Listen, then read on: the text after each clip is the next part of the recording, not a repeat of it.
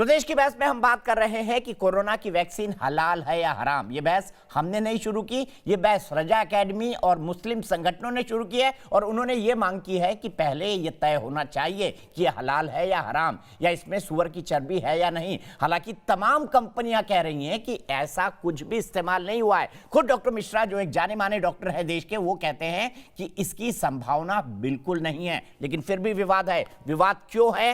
क्या कट्टरपंथ की कोई वैक्सीन आ सकती है? कोरोना की आ चुकी है, इस पर बात करेंगे। काजी फरहान के पास सहारनपुर चलते हैं, फिर डॉक्टर मिश्रा के पास जाएंगे। काजी फरहान साहब, आपका क्या मानना है? क्या यह विवाद उचित है या अनुचित है? नहीं, मैं दीपक भाई आपको नमस्कार करता हूं। मैं बताना चाहता हूं, भारत जो है आत्मनिर्भर बन रहा है और कोरोना की वैक्सीन हिंदुस्तान में बन रही है। ये जो मौलाना बात कर रहे हैं वैक्सीन चीन से आ रही है, चीन से हिंदुस्तान का कोई मतलब ही नहीं। चीन हमारा दुश्मन है और हम दुश्मन मुल्क से दवाई क्यों लेंगे, वैक्सीन क्यों लेंगे? और इस्लाम की बात मैं बताता हूँ। इस्लाम के अंदर है कि जब हम कोई बीमारी हो रही है और उसका इलाज अगर हमें शराब पीने से भी उसके से फायदा होता है तो हम शराब भी पी सकते हैं। और मौलाना जो मुफ्ती साहब हमारे बात कर रहे थे, मैं उनकी बात सुन रहा था, उनकी बात जायज है कि हम सुअर का मीट भी खा सकते हैं अगर हमें किसी से फायदा हो रहा है, दवाई से फायदा हो रहा है। लेकिन कादरी साहब के बयान से मैं इत्तेफाक नहीं रखता। उन्होंने कुरान और हदीस की रोशनी में कोई भी जवाब नहीं दिया है।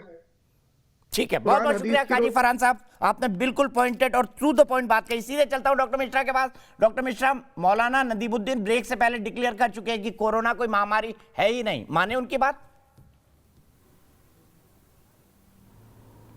दीपक जी, जिसको इस बात का डाउट है उससे मैं रिक्वेस्ट करूंगा कि वो चल कर के कोरोना वार्ड में ड्यूटी कर ले। बहुत सारे लोगों की कमी है, मेडिकल के लोग नहीं है। कम से कम वो फूड चेन सप्लाई या हॉस्पिटल में मरीज जो कोरोना के एडमिटेड होंगे उनकी सफाई वफाई करेगा, भगवान उनको कुछ आशीर्वाद देगा।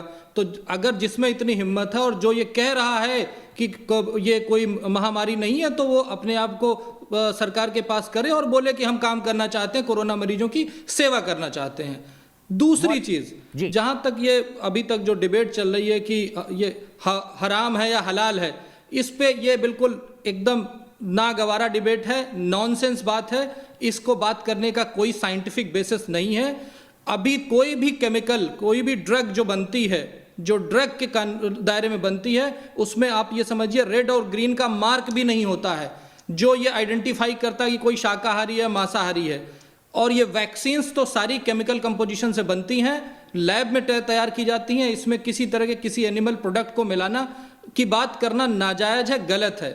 और जो सबसे बड़ी बात कहते हैं, जो कुछ लोग लकीर के फकीर हैं, जो मैं सबकी बात नहीं कर रहा हूँ, वो लोग जो चिपके रहना चाहते हैं अपने ट्रेडिशनल चीज़ों से।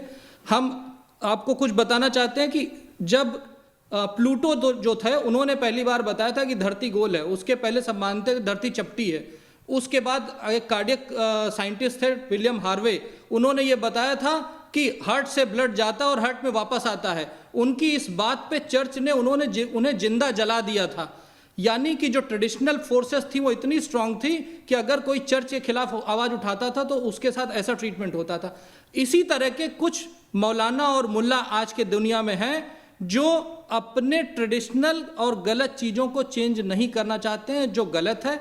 हम अगर हिंदू धर्म की बात करें, हिंदू धर्म में जाति प्रथा खत्म करने के लिए अंबेडकर साहब आए, राजा राम मोहन राव आए, उन्होंने सती प्रथा खत्म करने की बात की, बाल विवाह खत्म करने की बात की। आज का हमारा कानून जाति व्यवस्था को पूरी तरह से समाप्त करने की तरफ बढ़ रहा है। हम ये नहीं कह रहे कि समाप्त हो गई है, लेकिन ये एक ऐसा धर्म है जो समय के साथ चेंज हो रहा है, समय के रिक्वायरमेंट के साथ अपने आप को बदल रहा है। यही अल्लाह का कानून है। जो मुल्ला का कानून है उसके बारे में मैं नहीं जानता, पर अल्लाह का कानून ये कहता है कि जैसे जैसे टाइम आए, जैसे जैसे आपको साइंटिफिक नॉलेज आए, आप उसके हिसाब से अपनी चीज़ों को बदलते जाएं। मैं कुरान बदलने की बात नहीं कर रहा हूँ, हदीस इसीलिए शायद आई थी कि समय समय पे कानून बदलता रहे। पर कुछ लोग हैं जो पुरानी ही हदीसों को फॉलो करना चाहते हैं, वो नई हदीस बनाना ही नहीं चाहते, चेंज ही नहीं करना चाहते इस्लाम में। यही सबसे बड़ी समस्या है। इस्लाम अपने आप में बिल्कुल सही है, पर जो उनके चलाने वाले जो ठेकेदार हैं, गलती उनकी है। सिर्फ ये कहना चाहूँगा, और मेरा किसी धार्मिक मुद्दे से कोई कहना देना नहीं, मैं सिर्फ ये कहना चाहता हूँ कि वैक्सीन एक केमिकल कंपोजिशन है, इसका हलाल और हराम से कोई लेना देना नहीं है। बिल्कुल पॉइंटेड बात कही डॉक्टर मिश्रा आपने। मैं सीधे मौलाना नदीमुद्दीन के साथ पास चलता हूं। मौलाना साहब, कोरोना वार्ड में कब से ड्यूटी करेंगे? कई सारे अस्पताल हैं जहां जरूरत है लोगों की, कर दीजिए आप। महामारी तो है ही नहीं, आप डिक्लेयर कर चुके हैं, तो आप ड्यूटी भी कर दीजिए, उलेमा काउंसिल के लोगों को भी भेज दीजिए, थोड़ी सेवा कर लेंगे। अगर महामारी है तो लाखों की भीड़ इकट्ठा क्यों की जा रही? क्या सरकार महामारी फैला रही है? क्या लीडर बंगाल में लाखों की भीड़, बिहार में लाखों की भीड़, हैदराबाद में लाखों की भीड़ जमा कर रहे हैं, तो क्या ये लीडर महामारी मतलब फैला रहे हैं? आपका विरोध मेरे कहने का मजहबी मतलब नहीं ये है, सियासी है। आप ये कह रहे हैं कि अरे आपका सुनिए ना। मजहबी विरोध नहीं है, सियासी विरोध है। हाँ, तो सियासी विरोध, तो सियासी लोग महामारी फैलाने की का परमिशन दे रहा।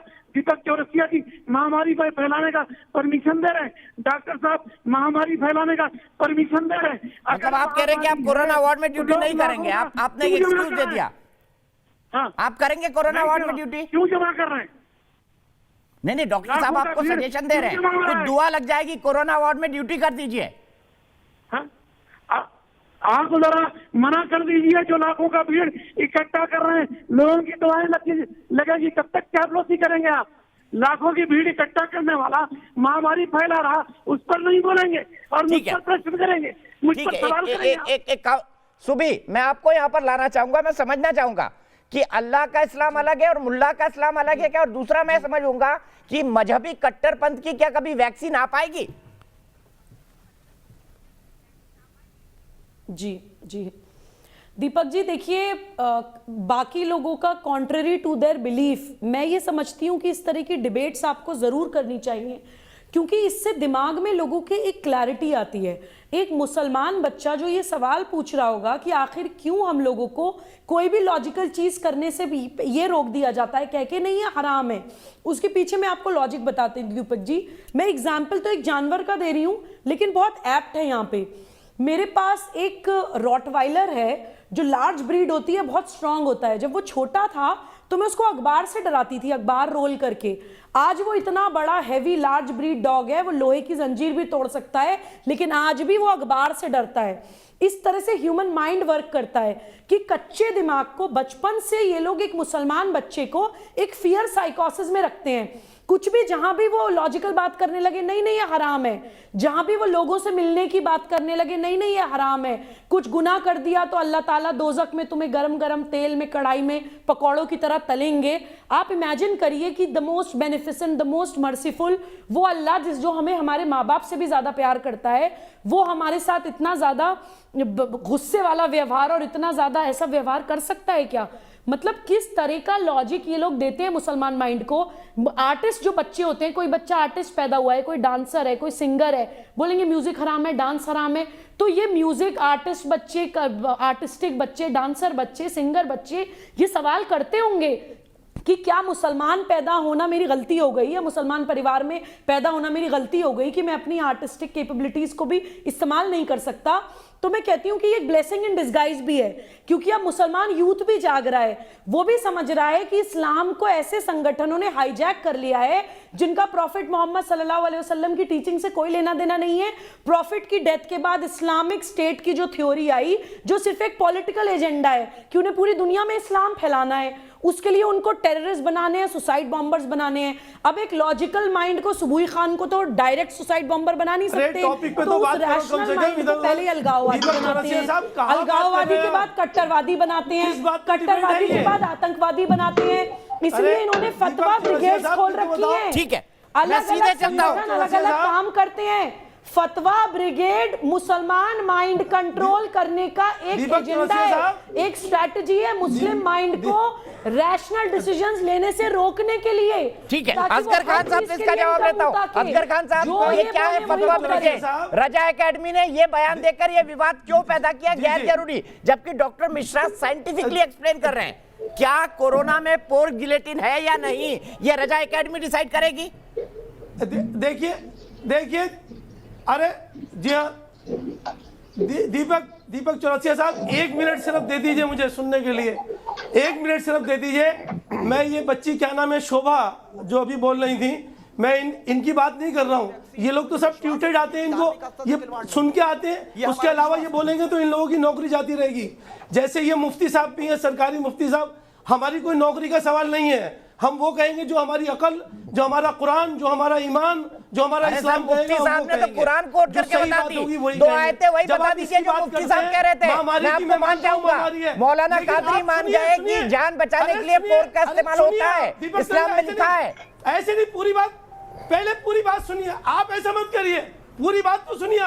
आप सुनते नहीं हो, अपनी बात कहते हो, इसलिए आवाज भी बंद कर इनसे देते हो। पूछिए कुरान की मैं कहता कौन हूं सी आयत महामारी है, कुरान आप की अभी कौन अभी सी कह रहे आयत हैं है जो मौलाना इस साहब चीज से को मना कि कर वो रही नौकरी है। करें, वो जाके अच्छा, वार्ड में मैं नौकरी ठीक है उनसे ठीक है, कराइए। मैं असगर भाई जिन्होंने आपको 3 पूरा 1 मिनट किलोमीटर दूंगा। की मुफ्ती रैली साहब ने निकालने ऐसा की पूछा है इजाजत दी। कुरान की कौन सी शरीफ की आयत है शादी में से जिसमें ये कहा 50 है लोग कि से ज्यादा वैक्सीन होते या हैं, दवाई नहीं तो लेना है। उनको पुलिस उससे पहले बात नसीम करती है। अख्तर जयपुर में। एयरपोर्ट नसीम पे- बताइए, क्या ये गैर जरूरी बहस नहीं है? बिल्कुल गैर ज़रूरी है। मुझे अफसोस है सारे मौलाना जिस तरह से ये विरोध कर रहे हैं, इन सब का बड़ा अफसोस है कि कौम के लिए ये हमारे रहनुमा हैं, किस तरह के रहनुमा हैं। मतलब एक चीज़ आई नहीं है, उससे पहले उसका विरोध शुरू हो गया है, उसमें पोर का जिलेटिन है। दूसरी सबसे बड़ी बात ये है कि आप इसको महामारी नहीं मान रहे। बड़े अफसोस की बात है। इतने लोग मर गए, इतना सब कुछ हो गया, सारी दुनिया बंद हो गई, इतने लोग बेरोज़गार हो गए, इतने परेशान हो गए, और हमारे मौलाना साहब कह रहे हैं कि महामारी नहीं है। महामारी नहीं है तो ये अपने जाएं और है ना कोविड हॉस्पिटल में जाके और सेवा करें सब लोगों की। बहुत बहुत शुक्रिया नसीम बड़े जी, अफसोस- बहुत बहुत अच्छी बात कही और बड़े आपने दिल से बोला, इसके लिए आपका बहुत बहुत शुक्रिया। मैं सीधे इसी सवाल को लेकर असगर खान साहब के पास चलता हूं। असगर साहब, मुफ्ती साहब ने कहा है कि एक कुरान की आयत कोट कर दीजिए जिसमें ये लिखा हो कि भाई जान बचाने के लिए ये हराम चीजें नहीं इस्तेमाल की जाती है। बता दीजिए, कुरान की आयत पढ़ के बता दीजिए। अरे